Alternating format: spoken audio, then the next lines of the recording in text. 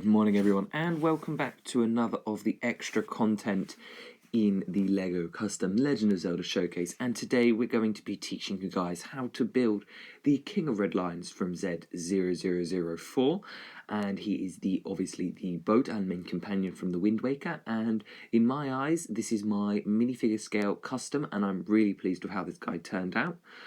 The piece is all fairly common, and I'm going to put a full piece inventory up on the screen, so this is every single piece you need to build this guy. And obviously as I show you this hand step by step, you will see that a couple of pieces can be changed out for alternates like what I have done, but that will be up to you guys and your decision to make. But I thought I'd put this out there for you anyways. A nice build, a bit hard to see on camera, so let's get into it.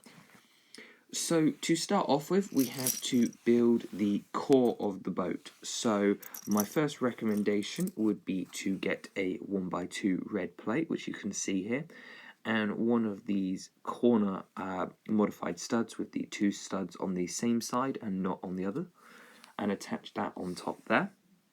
Then get another one and do it on the same side, so your build is flat on one side and has studs on every other. Next up, let's just secure that in with another 1x2 plate on the top, and then grab two of these 1x1 2/3 modified bricks. Obviously you've got all the pieces in the inventory, and stick them on like that. Next up is two of the Erling bricks, and these can be indented, or I suppose they don't have to be. This is where your minifigure will stand at the end of it, so those could be either Erlings or normal 1x1s. Then we need to follow that up with another modified brick, and that is the core of the boat. Now this is the trial and error part. I have not yet been able to work out a way for full frictionless in real life. Studio did cheat me a little bit there, but you can see what we're doing here. I got one of these big long 4 long slopes, a 1x2 plate and a 1x1 tile, stuck them together like that to create a smooth curve. Now on this indent on the inside, I am going to attach these modified plates with railings, 2 of them, and you should have a bit of an overlap here, so that I can take this 1x3 bow slope and attach it on like that. Your side of your boat should look something like this. Now this is where it can possibly go wrong, is we want to line that up with the back stud. In fact, it may be best if you take this off like this and then reattach it, because when you're done you will have a slight fraction of a gap here. Now this, while technically an illegal technique, I'm looking for a way to fix it. I'm more than willing to suggest help in the comments and I'll remake the video, but considering that it's basically attached, it's not a strength thing and it's not affecting any part boundaries, I'm okay with it. It's just half sat in there and not adding any extra stress.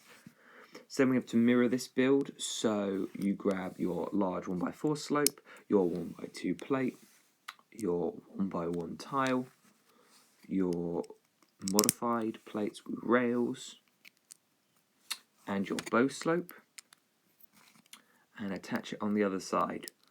And then you have this lovely mirrored boat shape with these small curves at the back going to the long curves, and these little bits of white railing like on the King of Red Lions. And you can see there you've got the tan interior representing that wood, and it's all smooth on the bottom bar the anti-studs for the Erlings. Right, so if I put that down, we're going to make the piece for the neck, taking this 1x2 tile, this 1x2 mixel ball joint, and that can be in either colour, another 1x2 reddish plate, and then this roof slope here. And that goes facing downwards, so that if you put it on the floor, the slope is again flat on the bottom. And then I can just slide that in there, and we have our full base for the King of Red Lions. Adding a little bit of decoration, you add this slope to the back, Now you can use two of the individual slopes, so a left and a right, and those will sit slightly better than this, but this is the more common piece, so this is the one that I chose to show you today. And also just a 1x2 dark grey tile to represent the hatch, and if anyone's creative they could make the crane or sail attachment for this model and it would work perfectly fine. All you do is you take this 1x2 off and stick it in there. But let's move on to the neck. Now I'm going to build the neck separately, so I take one of these large mixel ball joints and I grab a bracket up like this. This could be in red or white. I think red looks best for the bottom one and white looks best for the top one. This is a top down one and that clips on like that, so that if you're looking at it like this, you should see that we've got a white one facing down and a red one facing up. Now on my red one, I will stick a white one closest to the cup end and a red tile at the ball end. And on the other side, it should be the same. Red tile at the ball end, white tile at the cup end. Then at the cup end on the front, we just need to stick a tile like that to represent some of that mane, and then we can pop him into the stud there, and you can see we have a perfectly good looking neck. Now onto the head, which we will also build separately. First thing to grab is going to be a 2x3 plate and this mixel ball joint here, and that sticks on the back. Then to make his teeth, we're going to stick a 2x2 round white tile on there.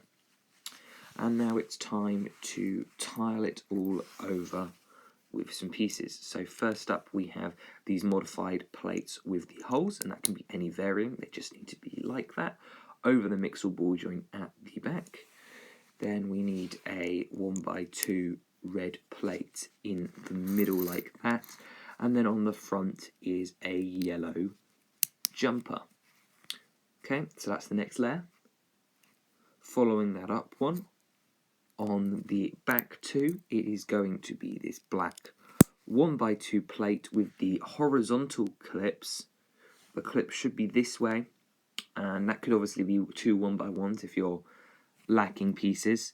But then in the middle, we need to do his eyes with some translucent yellow or any other colour stud that you want the King of Red Lion's eyes to be. Then on the front, we need to do a 1x1 cheese slope for the nose. You start to see his face coming together now. And then in the back, probably the hardest piece to get, and I'm sure you could find alternatives for this, like studs, plates, and other things, but we have some cattle horns going in the back here. Now this is to make that kind of weird white frothy bit that the King of Red Lions has, and as I said, there are plenty of ways which you can alter this if you don't have these pieces. This is not a be-all end-all if you don't have them. Then we can add another two red clips, this time on top of the black one, but facing sideways, so you can see that there. And then we'll take a 1x2 cheese slope, or two 1x1 cheese slopes, and stick that on the front there.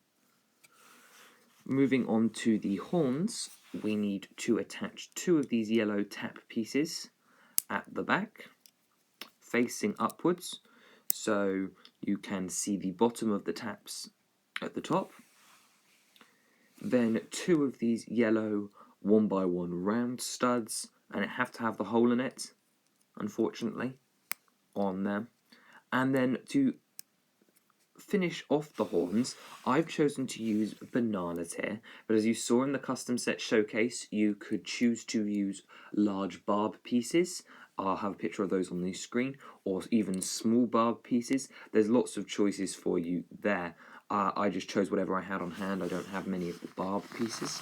So, yeah, you can choose to use any kind of horn piece again. It's not limited. One piece I would recommend if you did have on site, though, would be these long horns to kind of go with the contouring of the shape. It just takes a bit of fiddling, but they clip in like this so that they both point inwards like that. And it helps if you angle them down just a tad like that, and then they kind of fit the contour of this curve and create a face. But anyway, let's bring back in the body. Cool. And now you have a fully minifigure scale King of Red Lions.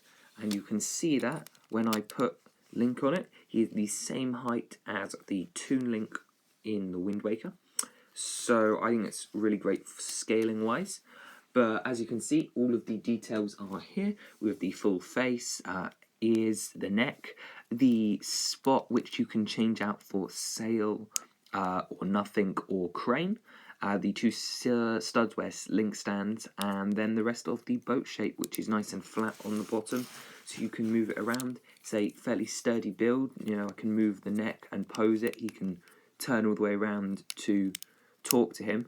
The only pose you probably will struggle to get would be the one where he's talking to Link while Link stands there, but if you sat Link down on the back studs or something, I'm sure you could get it to work too. But anyway, that is my custom King of Red Lions build in real life. Hope you guys enjoyed, and I'll put the parts list up again so that you guys can see what you need if you wanted to make this build.